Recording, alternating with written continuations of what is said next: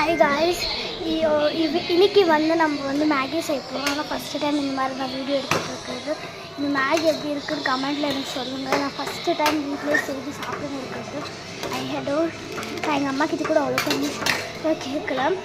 Next நம்ம என்ன பண்ணலான்னா இந்த மேகி கிண்டிட்டு நம்ம சாப்பிட்லான்ட்டு பார்க்கலாம்.